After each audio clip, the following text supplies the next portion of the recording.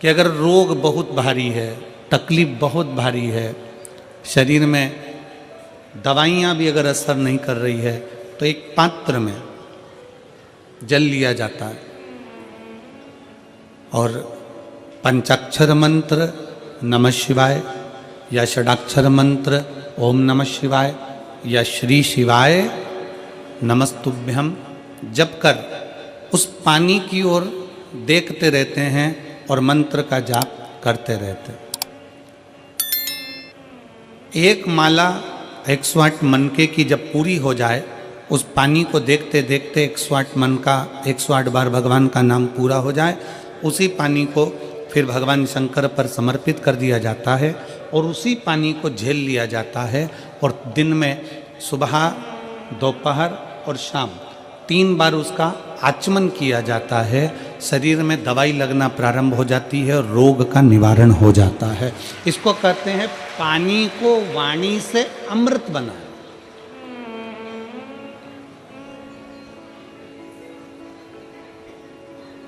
इसको पानी से वाणी को एक पत्र है। अब देखिए, पानी से वाणी को अमृत बनाने का ये पत्र आपके और हमारे बीच में। मेरा नाम पूनम, पति का नाम संजय कुमार है। मैं रोहता है कि रोहता रोड बाईपास शाहपुर जैनपुर मेरठ की निवासी हूँ। कहीं बैठी हो तो हाथ हिला सकती हैं। अगर कहीं बैठी हो तो हाथ हिला सकती हैं। मेरा नाम पूनम, पति का नाम संजय कुमार है। आप पत्र को एलईडी पर पढ़ सकते हो। मैं रोहता रोड बाईपास शाहपुरा जैनपुर मेरठ की निवासी हूँ। कहीं बैठे हो तो हाथ हिला सकते हैं। मेरा बेटे का जब से जन्म हुआ है वह बीमार रहने लगा। इतने साल तक वह लगातार बीमार रहा। ना उसने बोलना शुरू किया और ना ही उसके शरीर में कोई भी ग्रोथ हुआ। मैंने बहुत डॉक्टरों का इलाज कराया, बस जांच भी कराई। जांच में आया कि इस बच्चे की दिमाग की ग्रोथ नहीं हुई है और ना ही होगी। यह बच्चा कमज़ोर ही रहेगा। गुरुजी, हमारी टेंशन बहुत बढ़ गई कि एक ही तो भगवान ने मुझे बेटा दिया और वह भी बीमार रहने लगा। इलाज कराते कराते 2 साल 4 साल भी पूरे हो गए, पर मेरे बेटे में कोई भी बदलाव नहीं दिखा। ना वो बोलता, ना वो शरीर के माध्यम से चलता। डॉक्टर को बताते, सभी जगह हम लेकर जाते। फिर गुरुजी, एक आंटी ने हमें बताया कि तुम इतना इलाज करा रही हो, एक बार मेरे कहने से शिवजी पर जल चढ़ाओ और जल अपने बेटे को पिलाओ। आस्था चैनल पर कथा आती है, सियोर वाला महाराज प्रदीप मिश्रा कथा करता, उसे सुनो। जो उपाय बताए उसको करने का प्रयास करो। विश्वास को मजबूत बना लेना। बस इतना याद रखो कि अपने भरोसे को, विश्वास को पूर्ण करो। शिवजी पर जल चढ़ाना शुरू किया। शंकर पर जल चढ़ाना, पानी को वाणी से अमृत बनाइए।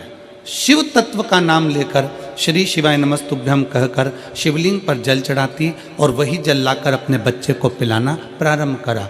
5 साल तक मेरा बेटा ना बोला, ना उसका दिमाग काम करा, ना चलने फिरने में आश्रित रहा।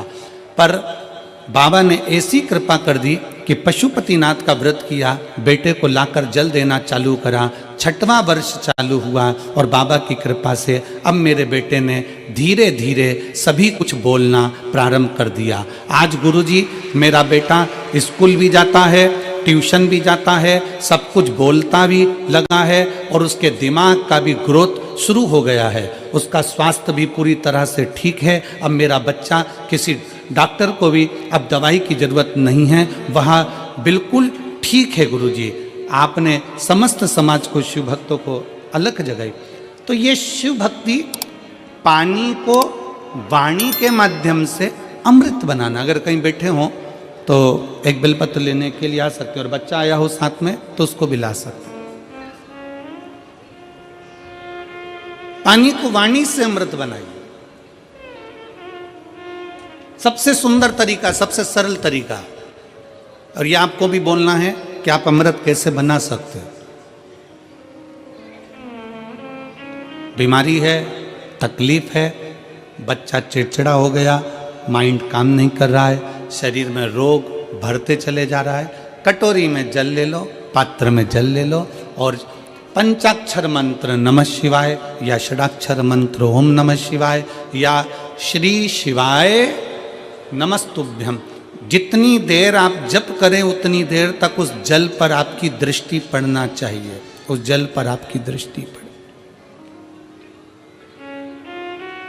जितनी देर तक आप जप रहे हैं, श्री शिवाय नमस्तुभ्यम कह रहे हैं, उतनी देर तक जल पर आपकी दृष्टि पड़े और फिर वही जल भगवान शंकर को समर्पित करें और वो जल लाकर सुबह दोपहर शाम 3 बार उसका पान करें। 3 बार क्यों?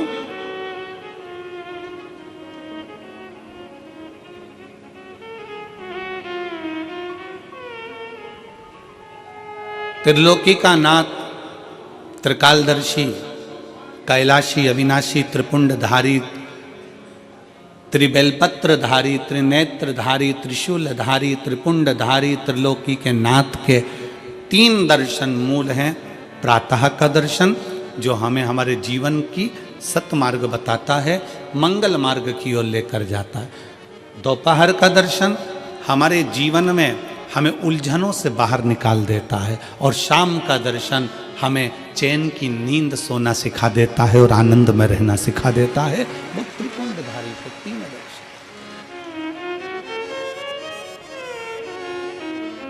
वो कहते हैं ना कि गरीब तो इतना हूं, गरीब तो इतना हूं कि एक गधा भी नहीं खरीद सकता। गरीब तो इतना हूं कि एक गधा भी नहीं खरीद सकता और अमीर तो इतना हूं कि रात को शंकर के भरोसे घोड़े बेच कर सोता हूं। शंकर के भरोसे घोड़े बेच कर सोता हूं। गरीब इतना है कि ये गधा भी न खरीद पावे और अमीर इतना है कि जब सोता है चैन की नींद मेरे शंकर के भरोसे होकर घोड़े बेच कर सोता है। ऐसे घुर्राटे भर कर सोता है जैसे इतना बड़ा काम करके आया है, सारी जमीन जायदाद का सौदा कर कर आया, 4 फैक्ट्री का मालिक है, 8-10 दुकान चल रही है और मालूम पड़े सवेरे उठता है फिर अपने काम में लग जाता है। बस समझ लो जिंदगी का सबसे सुखी व्यक्ति वही है जिसके कमरे में नींद की गोली नहीं है।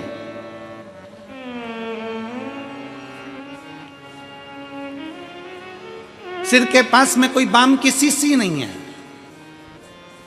विक्स नहीं है, सोने से पहले कोई टेबलेट लेना नहीं पड़ रही है। वो दुनिया का सबसे सुखी व्यक्ति है। प्रथम सुख निरोगी काया, सबसे बड़ा सुख है निरोगी काया। शिव महापुराण की कथा कहती है एक मृत्यु वो होती है जो अटल मृत्यु होती है, जिसमें व्यक्ति मर जाता है, चले जाता है।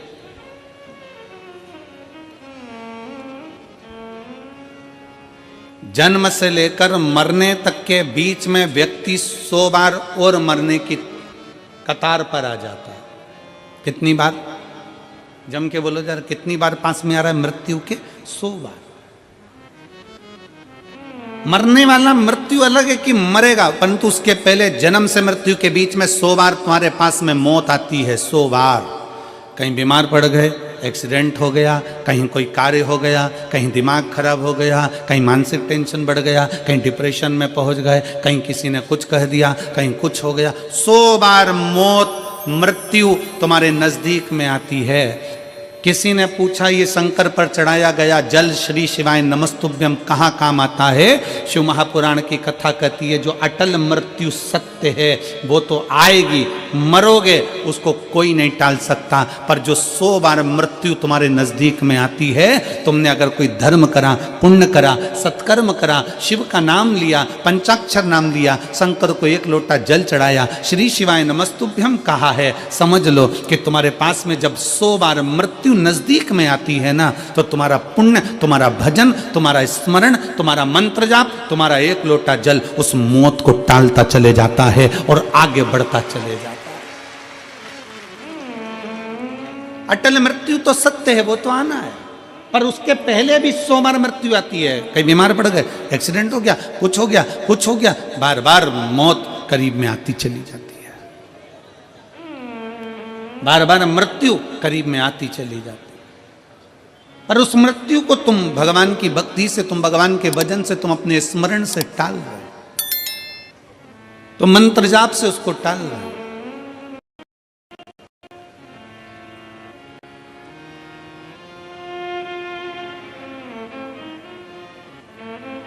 एक ऊर्जा अपने भीतर उत्पन्न करिए, एक बल अपने भीतर उत्पन्न करिए।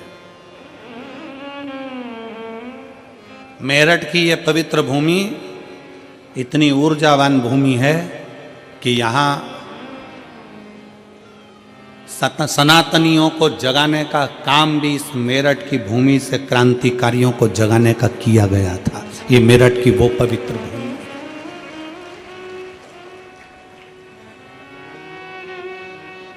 और कहां से जागे थे? शंकर के दरवाजे से, ओगड़नाथ जी के दरवाजे से।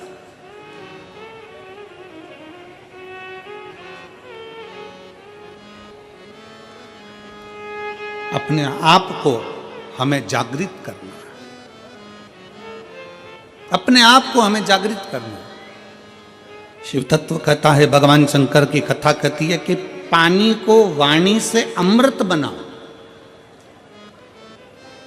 और जब पानी को वाणी से, कई माताएं कहती हैं हमारा बच्चा नहीं सुनता, बहुत बहुत हम परेशान हो गए हमारे बच्चे के लिए, वो सुनता ही नहीं गुरुजी, हम कह के परेशान हो गए। कोई कहती है मेरी सास मेरे पक्ष में नहीं बोलती, कोई कहती है मेरी बहू मेरे पक्ष में नहीं रहती, कोई कहता हमारा बेटा नहीं सुनता, कोई कहती है हमारी बहू नहीं सुनती, कोई कहे हमारा भाई नहीं सुनता।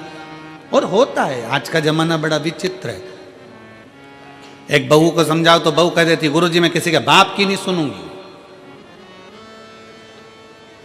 और बूढ़ी बूढ़ी माताओं को समझाओ तो माताएं कह देती है ये कल की आई मैं इसकी सुनूंगी। पिताजी को समझाओ तो वो कह देता है हमारी औलाद की सुन के चलेंगे, जाओ उधर। सास ससुर को समझाओ तो वो कह देते हैं मेरे को तो मेरा पति नहीं समझा पाया तो इसकी सुनूंगी।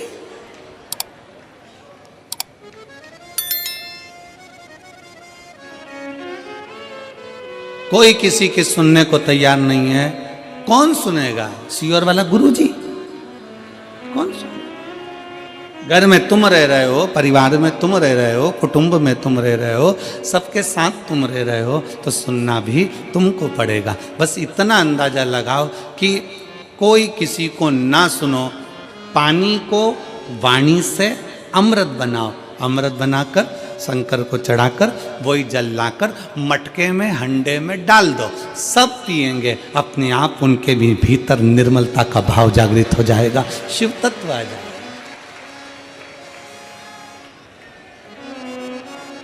शिव तत्व।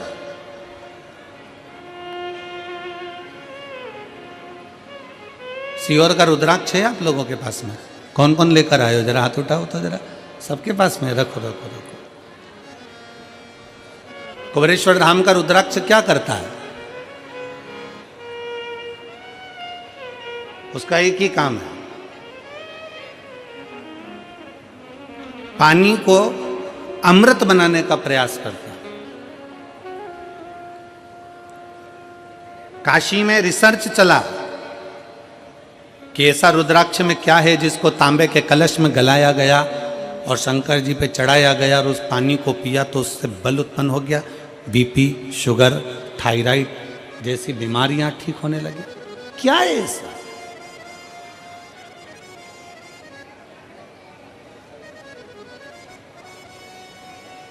हम कहते हैं शिव महापुराण के अंतर्गत एक मुखी से लेकर 14 मुखी तक रुद्राक्ष का वर्णन किया गया।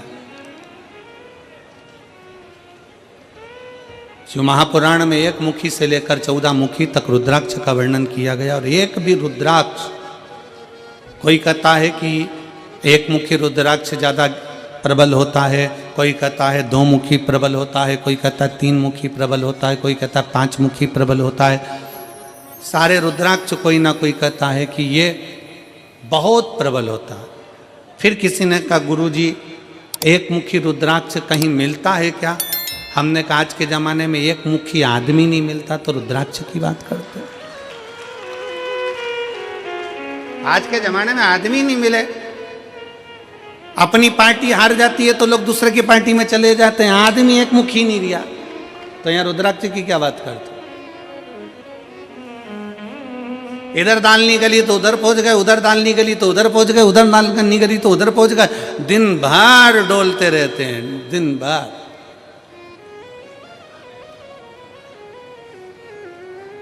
फिर किसी ने पूछा गुरुजी रुद्राक्ष कौन सा असर करेगा, कौन सा रुद्राक्ष असर करेगा? हम कौन सा रुद्राक्ष पहने जो हमारे शरीर पर असर करे? कौन सा रुद्राक्ष हमें पहनना चाहिए कि हमारे शरीर पर असर करे? हम निवेदन करेंगे रुद्राक्ष पहनो मत पहनो, पर मीठी वाणी का रुद्राक्ष अपनी जिह्वा पर रख लो, वो इतना असर करेगा कि सबको अपना बना ले, सबको अपना। वाणी ऐसी बोलिए जो मन का, जम के बोलो जरा, वाणी ऐसी बोलिए जो मन का आपा खोए। पर आज के ज़माने में वाणी ऐसी बोलिए जो जम के झगड़ा होए, पर उससे मत बोलिए जो तुमसे तगड़ा होए। आज के ज़माने में सबसे मूल है आपकी वाणी। वाणी की श्रेष्ठता हो तो समझ लो कि पूरी दुनिया तुम्हारी है, और वाणी की श्रेष्ठता नहीं तो दुनिया तुम्हारी अपने भी है।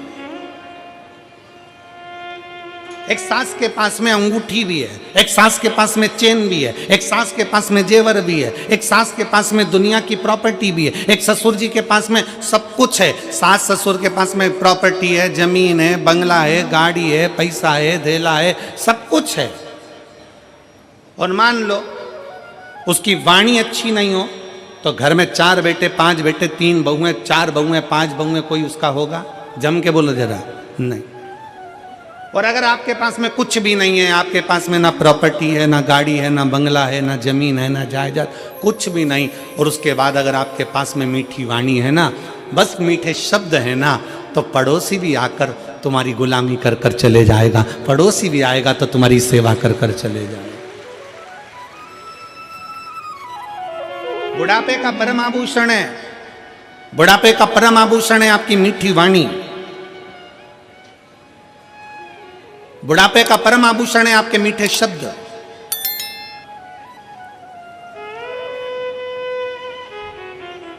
जब माता रानी के दर्शन करने के लिए वैष्णो देवी की सीढ़ियों पर चढ़ते हैं तो बड़े प्रेम से कहते हैं, प्रेम से बोलो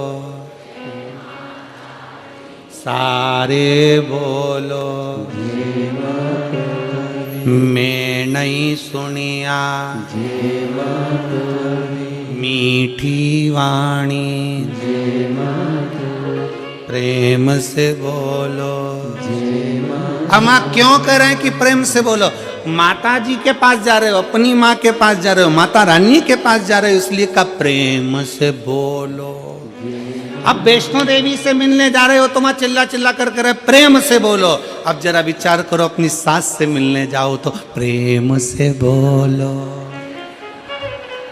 अंगूठी मिलेगी, चाबी मिलेगी, प्रॉपर्टी मिलेगी, मैं नहीं सुनिया। मैं नहीं सुनिया मतलब सास कहेगी मैं नहीं सुनिया। तुम्हें प्रेम से बोलना है, तुम्हें मीठा बोलना है, तुम्हें अच्छा बोलना है। और जब तुम माता रानी के दर्शन करने जाते हो तो प्रेम से बोलते हो, जगत जननी ज्वाला माँ का दर्शन करने जाते हो तो प्रेम से बोलते हो, मनसा देवी का दर्शन करने जाते हो तो प्रेम से बोलते हो, तारा माँ का दर्शन करने जाते हो तो प्रेम से बोलते हो। बस वही प्रेम जो तुमने माता रानी के चरणों में दिया है, वही प्रेम जो तुम जगत जननी के चरणों में देते हो, वही प्रेम अपने घर के बूढ़े माँ बाप के चरणों में देना है। पूरी प्रॉपर्टी तुम्हारी है, पूरी जायदाद तुम्हारी। प्रेम से बोलो।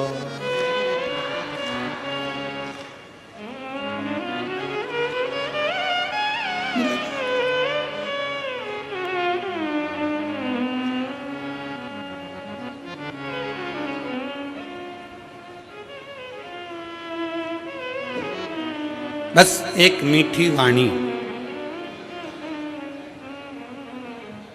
एक मीठा शब्द आपकी जिह्वा के मीठे उच्चारण भगवान के करीब में लेकर जाते हैं।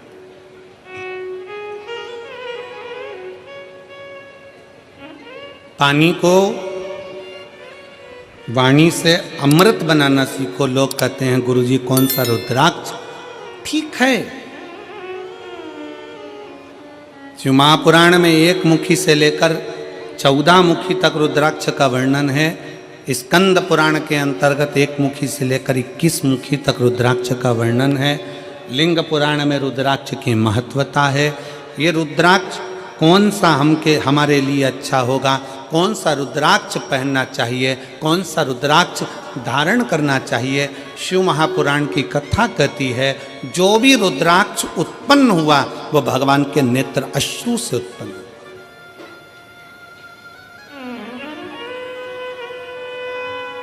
और केवल एक के मिलन से नहीं, रुद्राक्ष शंकर और पार्वती के मिलन से उत्पन्न हुआ है। मिलन से।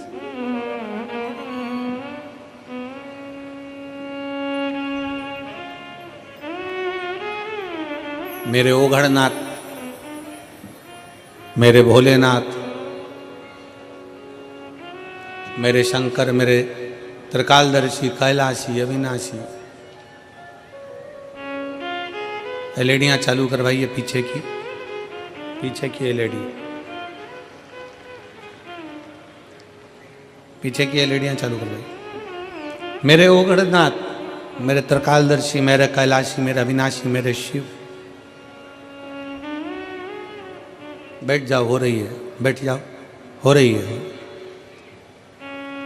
मेरे शंकर, मेरे ओघड़दानी, मेरे त्रिकालदर्शी, मेरे कैलाशी, मेरे अविनाशी, मेरे शंकर बैठे थे और बड़े आनंद में विराजमान थे। तभी मां जगत जननी भगवान शंकर के पास में आती हैं और उनके नेत्रों को अपने हाथों से बंद कर लेती हैं।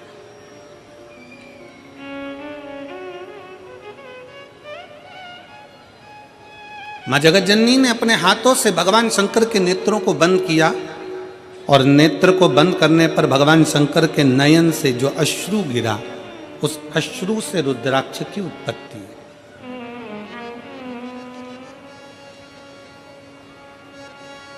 अब यहां पर यह वर्णन नहीं आया कि अश्रु से 1 मुखी रुद्राक्ष हुआ, कि अश्रु से 2 मुखी रुद्राक्ष हुआ, कि अश्रु से 3 मुखी रुद्राक्ष हुआ, कि 4 मुखी हुआ, कि 14 मुखी हुआ, कि 21 मुखी हुआ।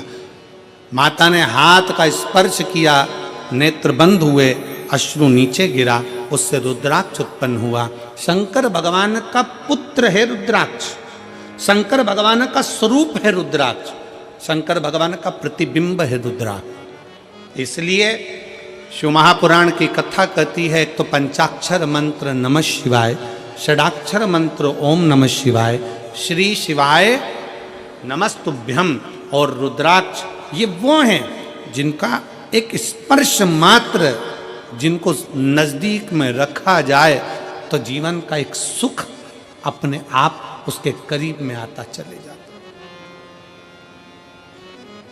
मात्र स्पर्श। और देख लिया संसार हमने देख लिया, सब मतलब के यार हमने देख लिया।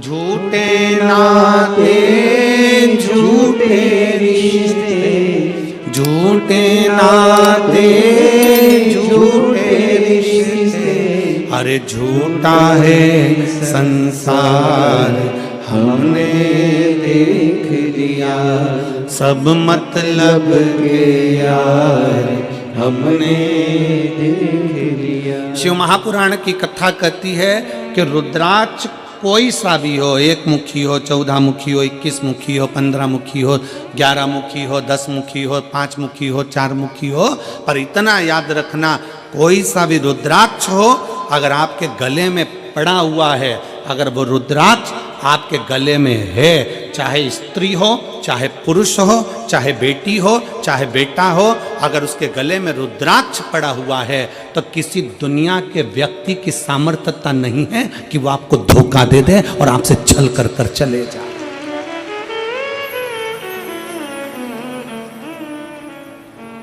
किसी की सामर्थ्यता नहीं है कि वो आपके साथ में छल कर जाकर। रुद्राक्ष है।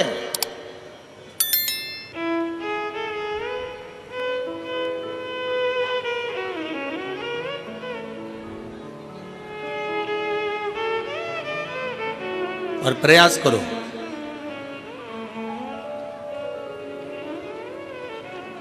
जितना समय मिलता है ना उतना समय अपने बच्चों को संस्कार देने में भी लगाया करो। थोड़ा थोड़ा समय, थोड़ा समय। तन, मन और धन, ये तीन अगर ठाकुर में नहीं लगते, ठाकुर मतलब जानते हो ना, हमारे आगे बैठे हैं लड्डू गोपाल जी, ठाकुर जी, शंकर जी, भोलेनाथ जी, राम जी, ये सब तन, फिर से बोलो, तुम लोग बोलो, क्या क्या चीज? तन, मन और धन, ये तीन ठाकुर में नहीं लगते तो ठेके पे लग जाते हैं। याद रखो, क्या क्या चीज? जम के बोलो जरा। तन, मन और धन अगर भगवान में नहीं लगते, ठाकुर में नहीं लगते तो ठेके पे लग जाते हैं। इसलिए अपने तन को भी परमात्मा में लगाओ और मन को भी परमात्मा में लगाओ, और थोड़ा धन हो तो उसको भी परमात्मा में लगाओ, तो गलत जगह पर नहीं जाए, ये गलत जगह पर नहीं पहुंचे। और याद रखना, अगर घर के बच्चे तुम्हारे गलत संगति में जा रहे हैं, कहीं ठेके तक पहुंच रहे हैं, मदिरा की दुकान तक पहुंच रहे हैं, गलत व्यसन तक पहुंच रहे हैं, समझ लेना कि कहीं ना कहीं हमारी चूक हो रही है।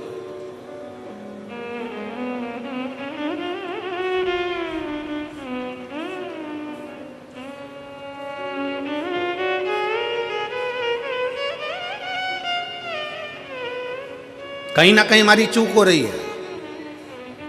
जब माता सती भगवान शंकर से विवाह करती हैं, जब माता सती भगवान शिव से विवाह करती हैं, तो भगवान शंकर से विवाह कर कर माता सती बड़े प्रेम से, आनंद से, उत्साह से, आनंद के साथ रहती हैं।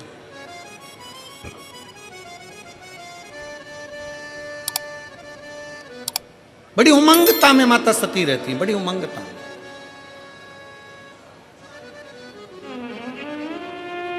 और शिव महापुराण की कथा में देवी भागवत में एक प्रसंग आता है कि देवी भागवत में एक प्रसंग आकर कहा जाता है कि माता सती अगर अपने परिवार के साथ भी अगर कहीं बाहर निकल कर जाती थी तो माता सती के नेत्र नीचे की नीचे ही रहते थे। माता सती के नेत्र नीचे रहते थे।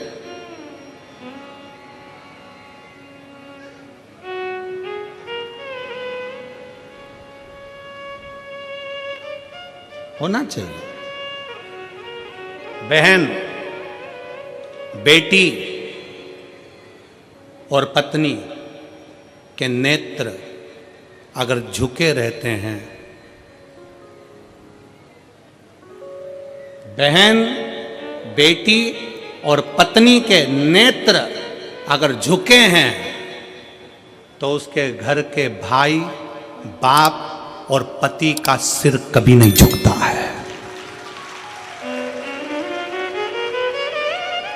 अगर बहन, बेटी और मां, पत्नी के नेत्र झुके हुए हैं, बाजार में निकल कर जा रहे हो, सभा में जा रहे हो, आपके नेत्र अगर झुके हुए हैं, बहन के नेत्र नीचे हैं, बेटी का नेत्र नीचे है, पत्नी का नेत्र नीचे है, तो उस घर के भाई को, उस घर के पिता को और उस घर के पति को कभी माथा नीचा नहीं करना पड़ता, छाती तान कर चलता है। उसको मालूम है मेरी बहन है, उसको मालूम है मेरी बेटी है, उसको मालूम है मेरा परिवार है, आ जाओ, उसको मालूम है कि ये मेरे अपने हैं।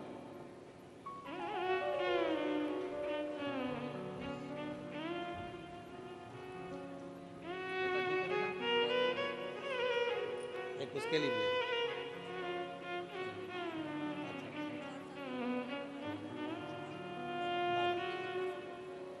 वाणी सभा।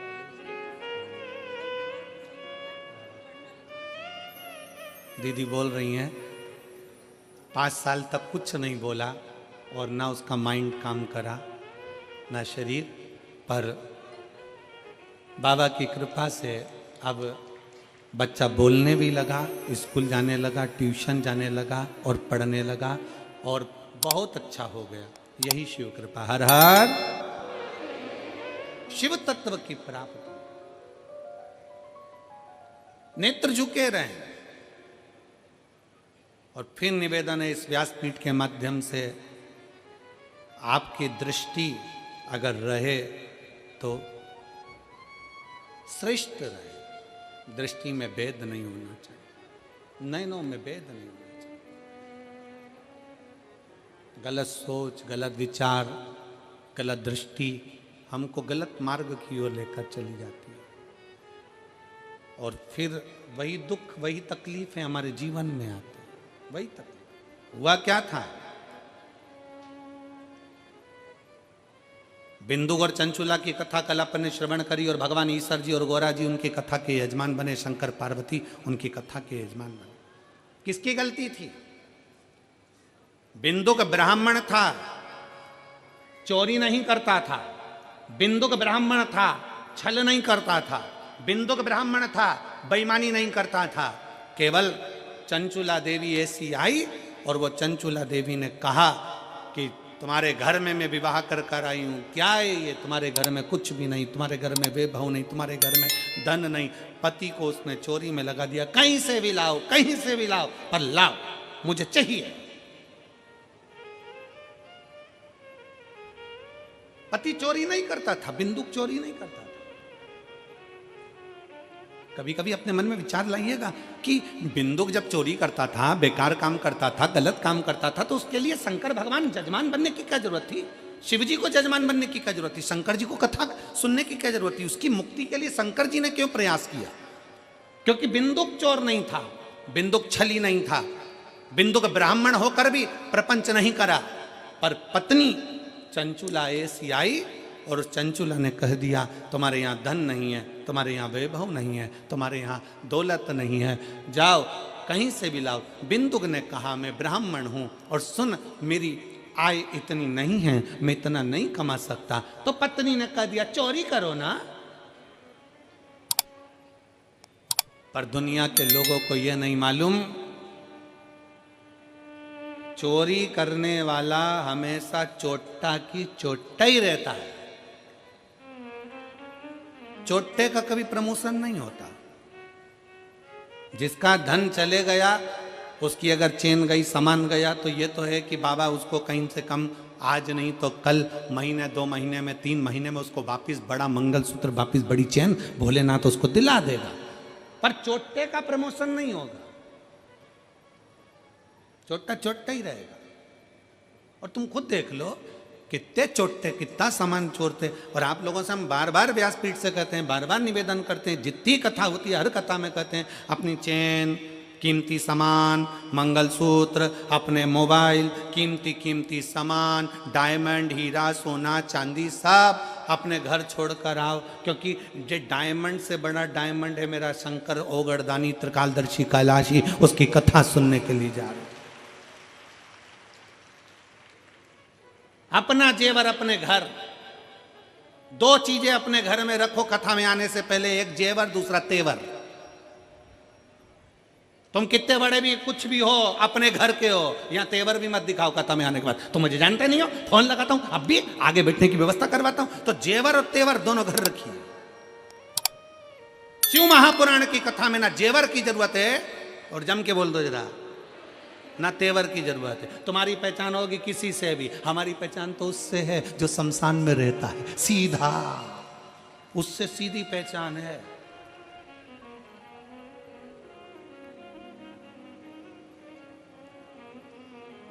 तो दोनों चीजें अपने घर पर रखो, एक जेवर भी और एक तेवर भी। शिव महापुराण में आओ ना तो दोनों चीजें छोड़कर आओ। कितने भी सेठ हो, कितने भी पैसे वाले, कितने भी करोड़पति, कितने भी अरबपति, कितने भी धनपति, अपनी जगह पर हो गए। शंकर जी के पास जो भी जाता है ना वो एक जैसा। शमशान में कोई तुम्हारे यहाँ मेरठ में भले ऐसा होता होगा कि मरने वाले को डनलफ के गद्दे पे ले जाते होंगे। हमारे यहाँ नहीं ले जाते, हमारे यहाँ तो वही 4 बांस, 40 कंडे, 4 कंधे, उत्ते में राम नाम, सफेद और लाल कपड़ा ओढ़ा दिया, ले गए। कितना भी सेठ हो, कितना भी करोड़पति हो, कितना भी धनपति हो, कितना भी वैभवपति हो, चाहे दुनिया का कंगाल से कंगाल व्यक्ति हो, पर शंकर भगवान के दरवाजे पर शमशान में जब पहुंचेगा उसकी शान सम होगी, इसलिए उसका नाम शमशान है। वहां सबका लेवल बराबर है, कोई बड़ा नहीं, कोई छोटा नहीं, अपने घर कर हो गए तो छोड़ आओ अपने घर पर। जितने जितने लोग कथा सुनने के लिए मेरठ में आए, या रायपुर जब कथा रहे, रायपुर में कथा रहेगी 24 तारीख से 30 तारीख तक। रायपुर में पुराना धमतरी रोड, सेज बाहर, रायपुर। कथा का समय रहेगा 2 बजे से 5 बजे तक, रायपुर छत्तीसगढ़ की कथा का। 24 दिसंबर से 30 दिसंबर तक कथा चलेगी, जिसके आयोजक रहेंगे कमल जी देवांगन।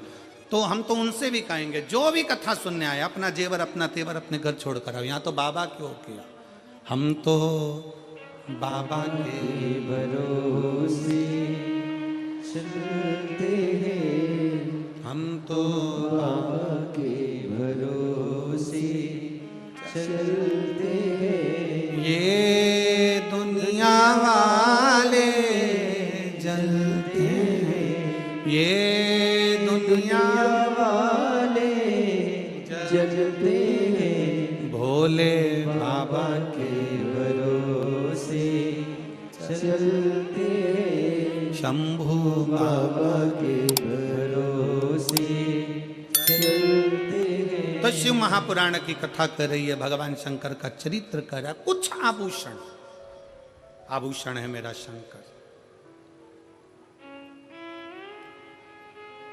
कोई आभूषण नहीं है, आभूषण मेरा शिव है, मेरा शंकर ओघड़दानी त्रिकालदर्शी कैलाशी अविनाशी। नेत्र बंद करे माने, रुद्राक्ष प्रकट हुआ। रुद्राक्ष कोई साधारण नहीं, रुद्राक्ष शिव का एक अंश स्वरूप है, अंश स्वरूप।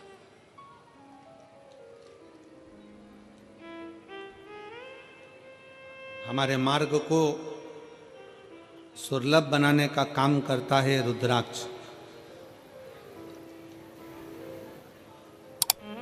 सुलभ बनाने, इसलिए प्रयास करें कि तन मन और धन काहे में लगाएं। जम के बोलो जरा, ठाकुर में लगाएं, भगवान में लगाएं, शिव में लगाएं, भक्ति में लगाएं। अगर ये तन भी अगर नहीं लगा तो एक दिन ये भी बेकार हो जाएगा, और मन और धन ये भी अपने अपनी मंजिल तक नहीं पहुंच पाए। इसको श्रेष्ठता की जगह लगा।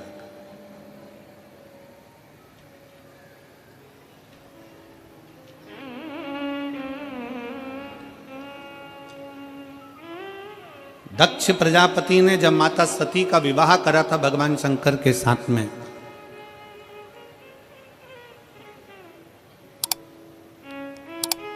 दक्ष प्रजापति ने जब माता सती का विवाह भगवान शिव के साथ करा था, तो शास्त्र कहता है कि दहेजा में इतना अंबारियां दी गई, इतना वैभव दिया गया, इतना धन दिया गया, इतनी संपदा दी गई दहेजा में, इतना इतना सामान दिया गया दहेजा में। सती माता देख रही थी कि मेरे पिता ने हीरा पन्ना, दक्ष प्रजापति हैं, दक्षों के राजा हैं, इतना इतना आभूषण, इतना इतना धन, इतना इतना वैभव, इतना इतना पूंजी माता सती के विवाह में दिया गया, इतना वैभव दिया गया।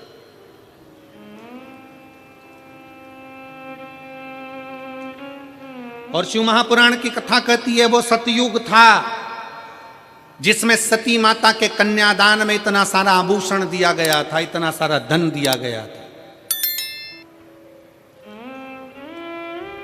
वो त्रेता युग था जिसमें राम जी के विवाह के समय पर माता सीता जी को बहुत सारा दहेजा दिया गया था।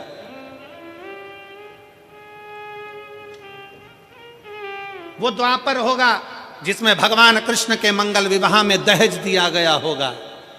परशु महापुराण की कथा कहती है ये कलयुग चल रहा है, इस कलयुग में अगर बेटी को कन्यादान में कुछ देना है तो अच्छी शिक्षा बेटी को देकर भेजिए, उससे बढ़कर कन्यादान कुछ नहीं।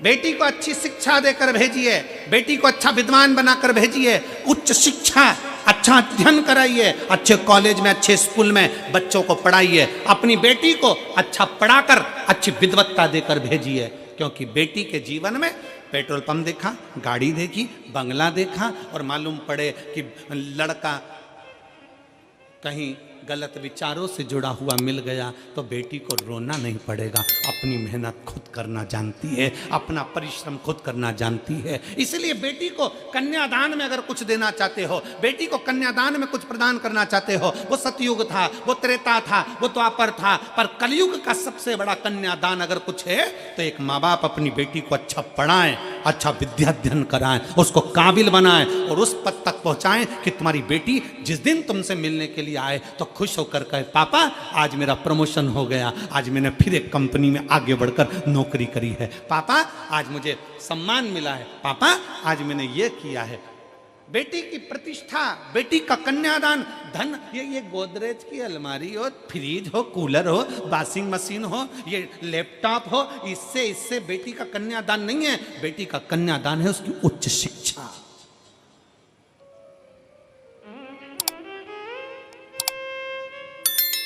बेटी का कन्यादान है उसकी अच्छी पढ़ाई।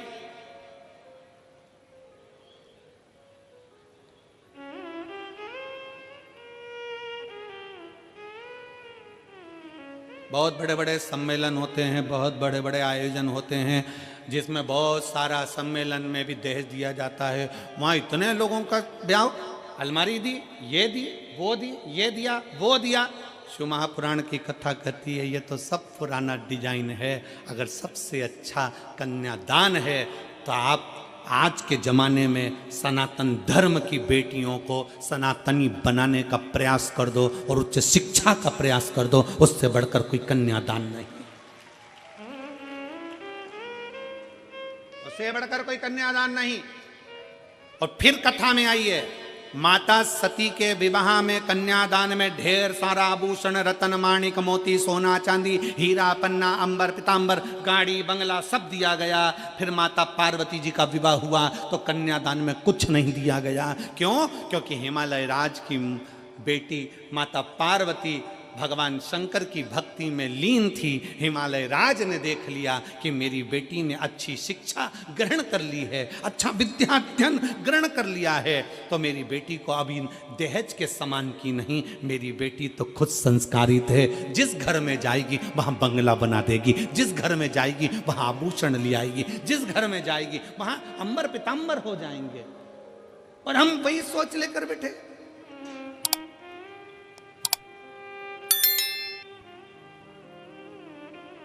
लड़का जन्म लेता है और घर के लोग जब ब्याह करने का समय आता है तो लड़के के माँ बाप भी सोचने में पड़ जाते हैं, लड़की के बाप के पास में इतना सामान है, ऐसा लगता है देगा, वो तो देगा, वो तो देगा, वो तो देगा, वो तो देगा, वो तो देगा, वो तो देगा, अंगूठी तो देगा, चेन तो देगा, घड़ी तो देगा।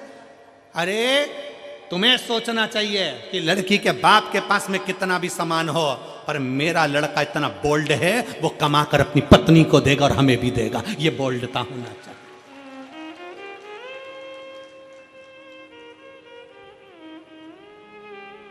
पर हम सोच हमारी लेकर बैठे हैं। इस कलिकाल में रहने के बाद भी हमारी सोच हम छोटी सी लेकर बैठे हैं। शंकर भगवान माता पार्वती जी के साथ ब्याह करे, हिमालय राज ने हाथ जोड़कर पूछ लिया, मैं हिमालय राज हूँ, हिमालयों का राजा हूँ, बताओ शंकर भगवान तुम्हारे कन्यादान में पार्वती जी के क्या क्या दिया जाए। ये सारा महल, सारा नगर, सारी दौलत, सारी संपदा तुम्हारी है भोलेनाथ, क्योंकि तुम मेरे दामाद हो, तुम मेरे जमाई हो। बताओ तुमको क्या दिया जाए कन्यादान में। पार्वती जी के कन्यादान में क्या दिया जाए। शंकर जी जानते थे मेरा ब्याह सती से हुआ था तो कन्यादान में बहुत मिला था, कन्यादान में बहुत मिला था, पर सती के अंदर अहंकार भी बहुत आ गया था, क्योंकि मेरे पिता ने दिया, मेरे बाप ने दिया, ये मेरा है। और वो सती माता जलकर भस्म हो गई तो शंकर भगवान ने कह दिया कन्यादान में कुछ मत देना, बस पार्वती दे दो, उसमें अगर संस्कार होंगे तो ये दौलत लंकापति रावण को सोने की लंका देने वाला भी अपने लिए महल बना सकता है। क्या करूं कन्यादान का? माता सती को बार बार शंकर भगवान समझाते थे, हे सती अभिमान नहीं करना, हे सती अहंकार मत करना। पर सती कुंभज बाबा के आश्रम में कथा श्रवण करने के लिए गए, माता सती के अंदर अहंकार उत्पन्न हो गया। सती जी को लगा ये कथा वाचने वाला, ये कथा कहने वाला जब मुझको प्रणाम कर रहे हैं, कथा वाचने वाले जब मुझे प्रणाम कर रहे हैं, तो ये तो मेरे आगे फिर छोटे। कथा वाचने वाला जब व्यासपीठ पर बैठता है तो आप सबको नमन करता, प्रणाम करता है। बोलो करता है कि नहीं करता? हम भी आते हैं, आपको प्रणाम करते हैं, नमन करते हैं। क्यों करते हैं? क्योंकि कथा वाचने वाला बड़ा नहीं है, कथा सुनने वाला बड़ा।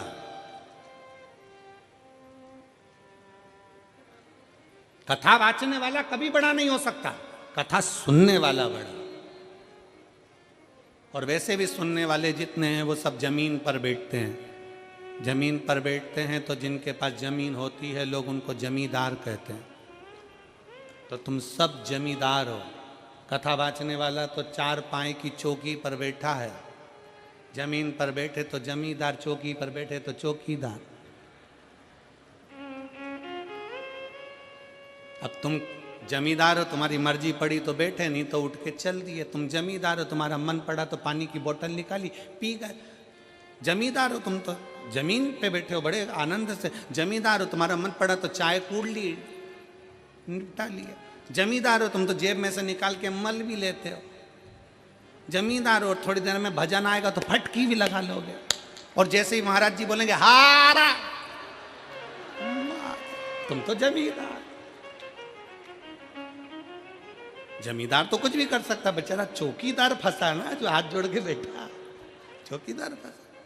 उसको तो पूरी 3 घंटे की ड्यूटी देना है, और पूरी 3 घंटे की ड्यूटी देने के बाद फिर हाथ पैर सीधे करना है। तुम्हारा मन, तुम तो मर्जी पड़े तो कथा सुनते सुनते, और मन पड़ जाए तो फिर मोबाइल निकाल के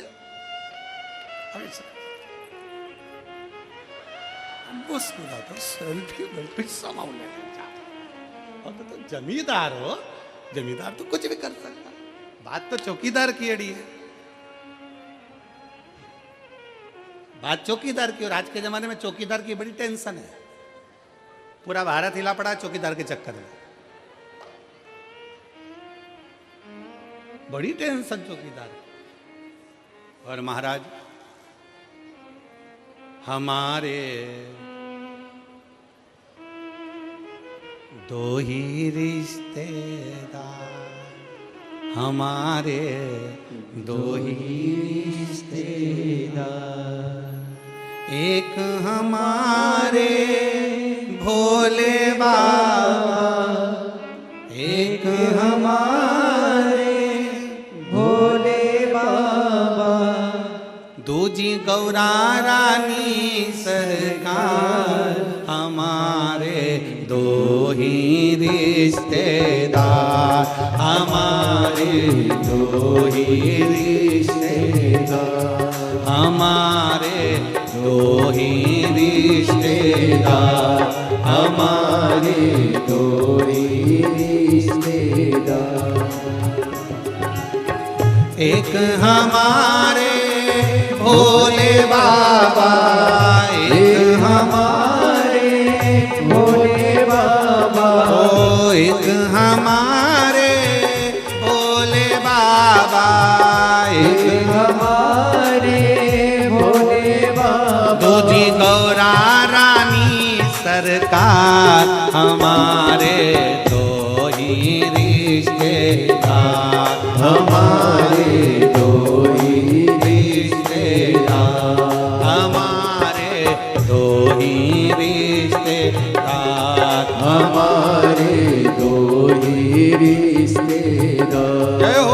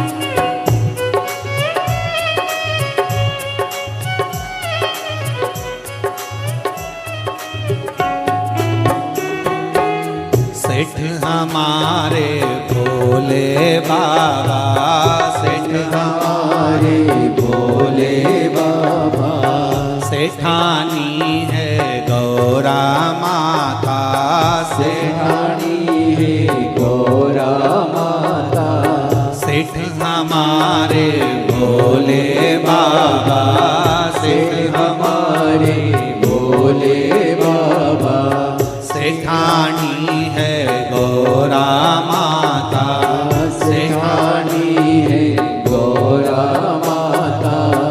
एक बड़े भाव से ताली से बजाना।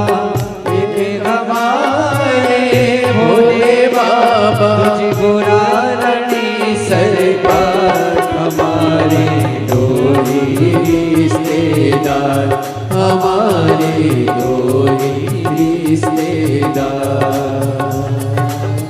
एक हमारे भोले बाबा, एक हमारे भोले बाबा, तुझ गोरा रानी सरकार, हमारे डोरी रिश्तेदार, हमारे डोरी रिश्तेदार।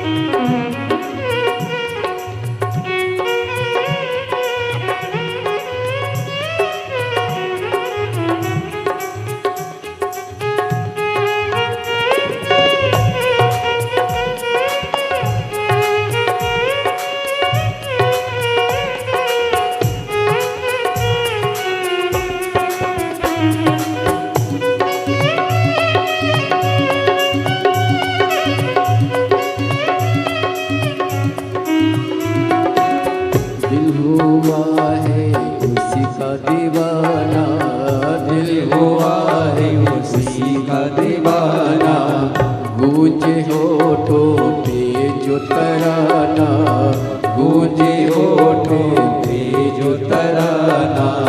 दिल हुआ है उसी का दीवाना, दिल हुआ है उसी का दीवाना, गूंजे होठों पे जो तराना, गूंजे होठों पे जो तराना।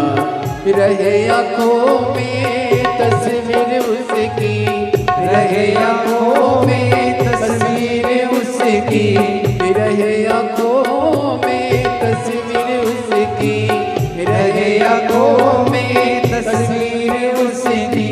कहे पागल ये जमाना, हमारे दो ही रिश्तेदार, हमारे दो ही रिश्तेदार, हमारे दो ही रिश्तेदार, हमारे दो ही रिश्तेदार। एक हमारे भोले बाबा, एक हमारे भोले बाबा, तुझ गोरा रानी सरकार, हमारे दो ही रिश्तेदार, हमारे दो ही रिश्तेदार।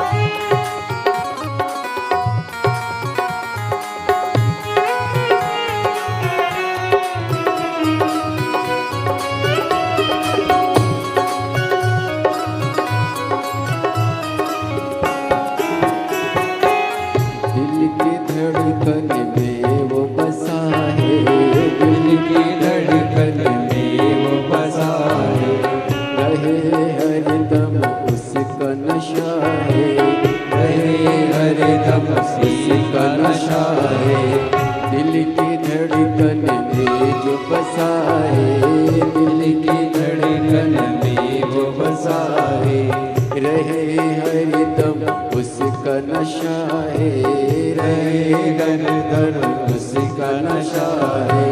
दिल लगा कर दया देता, दिल लगा कर दया देता, आए जीने का जो मजा थोड़ी रिश्तेदार, हमारे थोड़ी रिश्तेदार, हमारे थोड़ी रिश्तेदार, हमारे थोड़ी रिश्तेदार। एक हमारे भोले बाबा, एक हमारे भोले बाबा, तुझी मुरारणी सरदार, हमारे थोड़ी रिश्तेदार, हमारे दो ही रिश्तेदार, हमारे दो ही रिश्तेदार, हमारे दो ही रिश्तेदार।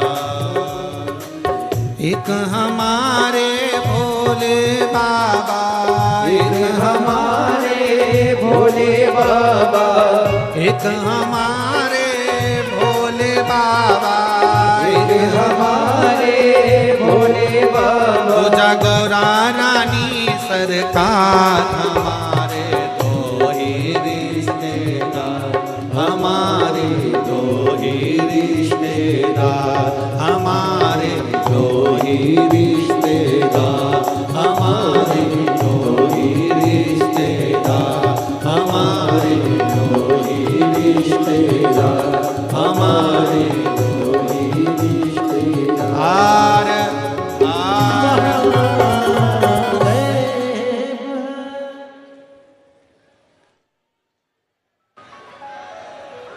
अपने स्थान पर बैठकर भगवान शिव जी से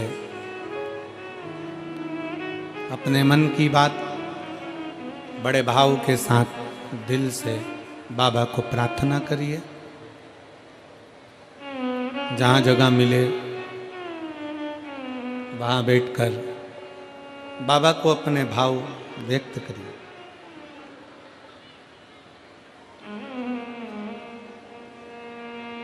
शिव महापुराण की कथा का सबसे बड़ा सार तत्व है शंकर जी से अपने दिल की बात करना।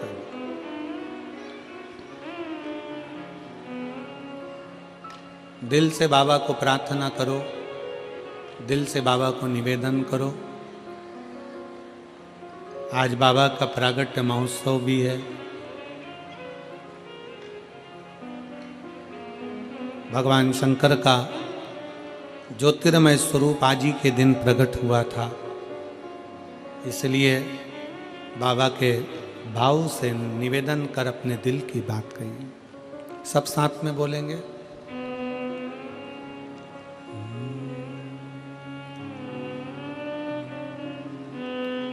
श्री शिवाय नमस्तुभ्यं, श्री शिवाय नमस्तुभ्यं, श्री शिवाय नमस्तुभ्यं, श्री शिवाय नमस्तुभ्यं, श्री शिवाय नमस्तुभ्यं। भोला सब दुख काटो मारा, भोला सब दुख काटो मारा।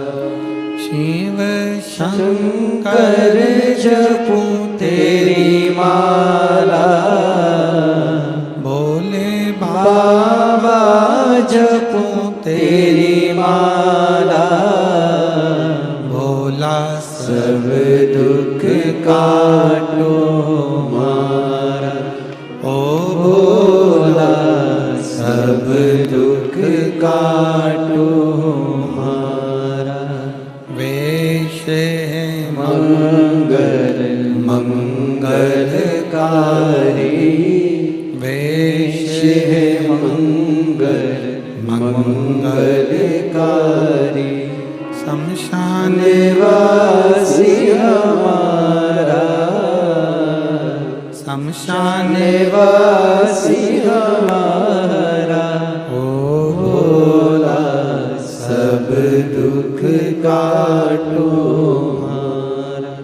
ओ भोला सब दुख काटो हमारा।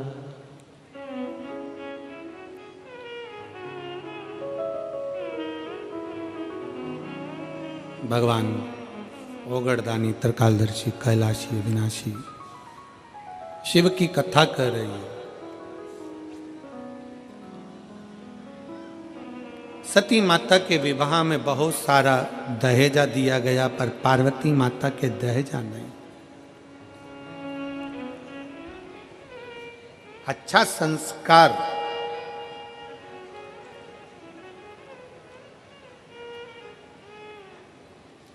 जिस गांव में पानी की कमी होती है वहां की फसल बिगड़ जाती है, और जिस घर में संस्कारों की कमी होती है वहां की नस्ल बिगड़ जाती है। संस्कारों की कमी मत आने दो। हिमालय राज ने माता पार्वती जी को श्रेष्ठ संस्कार दिए। श्रेष्ठ संस्कार होना चाहिए।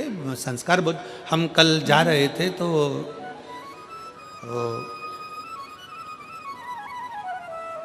संदीप गोयल जी के बेटे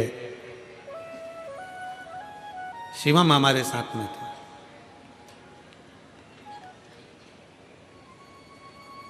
तो हमने शिवम से पूछा, क्यों बाबू कितने भाई हो? कहे गुरुजी दो। एक कारण एक शिवम। हमने कहा ठीक। फिर गाड़ी चलाते चलाते हमने पूछा, दोनों की शादी हो गई? कहा हो। ठीक।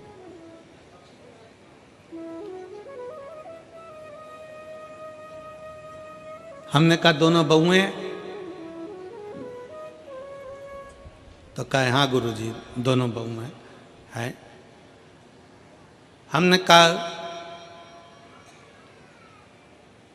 पढ़ी लिखी हैं सब? कहा हाँ गुरुजी पढ़ी लिखी है। हमने कहा फिर तुम अगर कोई कर्म कर रहे हो, तुम कोई कार्य कर रहे हो, या तुम्हारा कोई वो स्कूल है, आदिक है, तो हमने कहा उन बहुओं को भी थोड़ा बहुत काम सौंपो, जिससे वो भी स्कूल जाएं। उनकी जो एजुकेशन उनके माँ बाप ने दी है, वो एजुकेशन का सही उपयोग वो कर सके और उसको आगे बढ़ा सके। अपने ज्ञान को दूसरे को दिया जाए।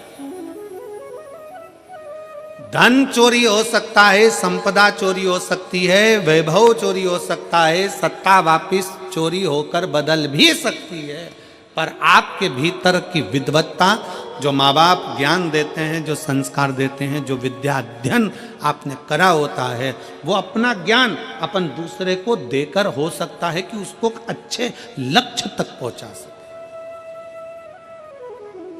और वही माता पार्वती जी का चरित्र करा। हमारे बच्चों को हम कन्यादान में कुछ दें ना दें, हमारे बच्चों को हम अलमारी, फ्रिज और वो थाली का सेट, डिनर सेट, मोती का सेट, सोफा, बोलते जाओ, सोफा सेट, हाफ सेट, और ये सब मिलने के बाद फिर ससुराल वाले अपसेट।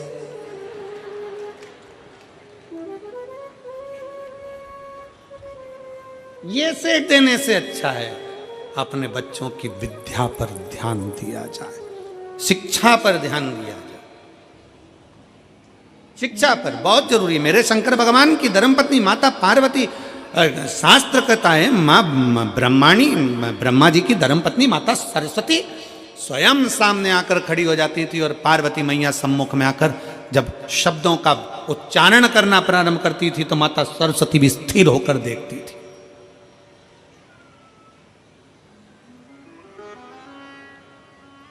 और एक बार माता ब्रह्माणी को अहंकार आ गया था ब्रह्मा जी के सम्मुख में ब्रह्माणी ने कह दिया था, सारे स्वर मुझ में समाये हैं, मैं स्वर की देवी हूं। सारे स्वर मुझ में समाये हैं, मैं स्वर की देवी हूं। सब कुछ मुझ में भरा हुआ है, मैं ज्ञान की देवी हूं। तब माता पार्वती जी ने सरस्वती को बिठाकर कहा था, सरस्वती ऐसे शब्द कभी ना बोलिए, अहंकार के शब्द अपने भीतर ना आना चाहिए। तब सरस्वती माता भरी सभा में जब विराजमान थी और सभा के अंतर्गत जब स्वरों का ज्ञान प्रारंभ हुआ था, तब माता सरस्वती को फिर अभिमत्ता का भाव उत्पन्न हो गया था। तब देव अधिदेव महादेव ने माता सरस्वती के सम्मुख में जो संगीत का स्वर अपने डमरू की नाद से दिया, वो देते ही माता सरस्वती स्तुब्ध हो गई, चुप हो गई, मौन।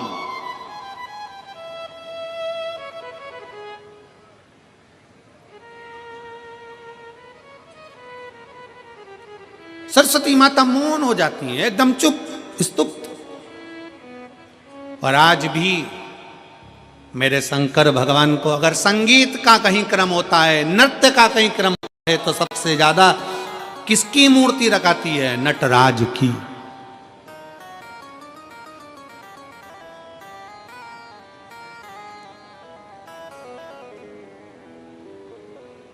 शिक्षा वो आभूषण है, शिक्षा वो हीरा है जो अपने बेटी को, अपने बेटों को जरूर दीजिए, बहुत जरूरी है।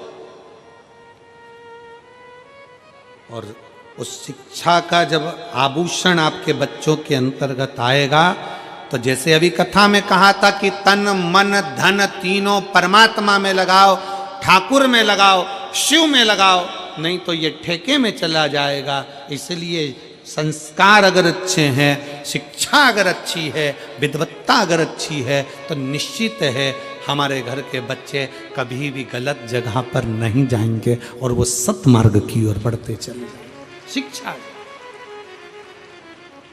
सीखो उनसे। पार्वती मैया को कहा, हिमालय राज बोले क्या दें हम आपको, क्या प्रदान करें हम आपको, आप ले लीजिए, इतना धन वैभव संपदा सब है, ये पूरा महल भरा पड़ा है, हिमालय राज का पूरा नगर बड़ा पड़ा हुआ है, ढेर सारा सामान बड़ा पड़ा हुआ है, ले जाओ इसको। शंकर भगवान बोले नहीं, मुझे ये नहीं चाहिए, मुझे केवल पार्वती चाहिए। क्यों? क्योंकि शंकर जी जानते थे कि पार्वती जी ने व्रत तप साधना करी है, वो मुझे पाने के लिए करी है। और व्रत तप साधना जब मुझे पाने के लिए करी है, तो पार्वती मेरे लिए आ रही है, मैं उसके लिए। आज के जमाने में तो शादी में कितना दूल्हा दुल्हन के लिए रात भर, अभी शादियों का सीजन चल रहा है, रात को 9 बजे से माताएं ढोलक ले लेके बैठती हैं, लड़के के शादी में खूब गाती हैं, बन्ना जी बन्ना जी बन्ना जी। बोलो गाती कि नहीं गाती? अरे बोलो तो जम के गाती ना। और लड़की के यहाँ गाते हैं बनी जी बनी जी बनी जी। बना बनी का मतलब है कि दोनों में बन के रहे, और दोनों में नी बनी तो काहे का बना और काहे की बनी, उसका मतलब ही क्या हुआ? और तुम ढोलक पीट पीट के गा रही, बना जी दिल्ली जाना जी, वहां से लहंगा लाना जी, बन्नी फिर पहन के आएगी, फिर यूं इठलाएगी, फिर यूं फरमाएगी कि झुमका गिरा रहे। क्या मतलब? तो मतलब क्या हुआ ये बताओ।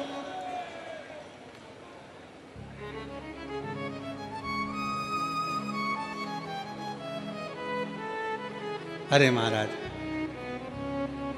शिव तत्व में कहता है भगवान शंकर का सुंदर भाव कहता है, दोनों में बनना चाहिए। शंकर पार्वती का संबंध ही एक ऐसा संबंध है। माता सती बहुत सारा दहेजा लेकर आई थी, खूब सारा सामान लेकर आई थी, क्योंकि सती माता को लगा कि मैं जिस महादेव जी से विवाह कर रही हूँ, शंकर भगवान से विवाह कर रही हूँ, सती माता को लगा कि उनके घर में कुछ नहीं है, मैं सब सामान लेकर जाऊं। पर सती मैया सामान तो ले गई, सामान के साथ में माता सती अपने पिता दक्ष प्रजापति का थोड़ा सा अहंकार भी ले गई,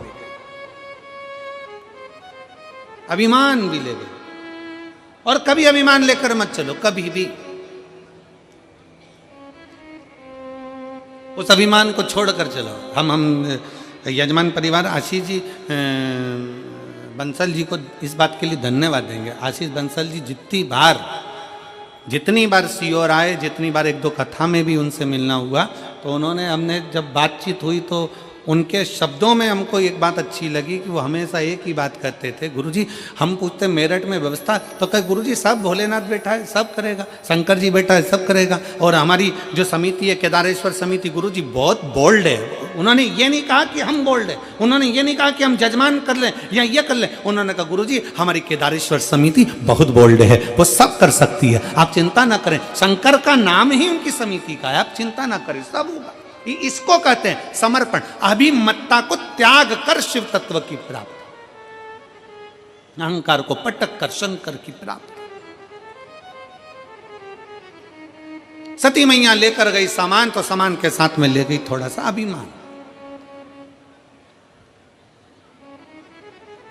इसीलिए फिर निवेदन है, जितने भक्त शिव महापुराण की कथा को आस्था चैनल के माध्यम से सुन रहे हैं, टीवी चैनल के माध्यम से सुन रहे हैं, फेसबुक यूट्यूब के माध्यम से सुन रहे हैं, और इस मेरठ की पवित्र भूमि से सुन रहे हैं, आपसे निवेदन है बहू लाना तो कार वाली नहीं, बहू लाना तो संस्कार वाली लाना, जो हमारे को लेकर चले। हो सकता है कार के साथ थोड़ा सा अहंकार आ जाए, हो सकता है कार के साथ थोड़ा सा अहंकार आ जाए, पर शिव पुराण कहती है कि संस्कार के साथ कभी अहंकार नहीं आता, संस्कार के साथ संस्कार ही रहता है। उसकी भक्ति का बल बढ़ता है, उसके विश्वास का बल बढ़ता है। एक पत्र है,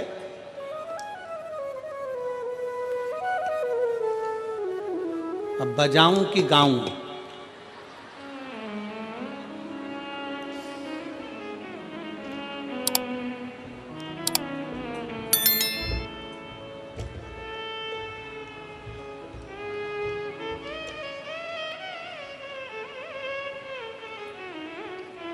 मैं बच्चों की दादी, हमारी भी दादी हो, मैं सतीश चौधरी पत्नी मंजू देवी, गांव रामपुरा, जिला बदायूं, उत्तर प्रदेश से हूँ। मेरा मोबाइल नंबर ये है। अब डमरू पकड़ा दिया तो नंबर तो हमको याद हो गया, ठीक है। कहीं बैठी हो तो हाथ हिला सकती हैं, और अगर आई हो तो बेलपत्र लेने के लिए आ सकती हैं। मैं सतीश चौधरी पत्नी मंजू देवी, गांव रामपुरा, जिला बदायूं, उत्तर प्रदेश से आई हूँ। मेरा मोबाइल नंबर ये है। मैं बहुत दुखी थी बाबा, मुझे 15 साल का एक लड़का, 16 साल की एक बेटी थी। मेरा बेटा जो 15 साल का था, उसको बीमारी लग गई और ब्लड कैंसर हो गया। ब्लड कैंसर से मृत्यु हो गई। उसके बाद एक बेटी है, पर मन ठीक नहीं रहता।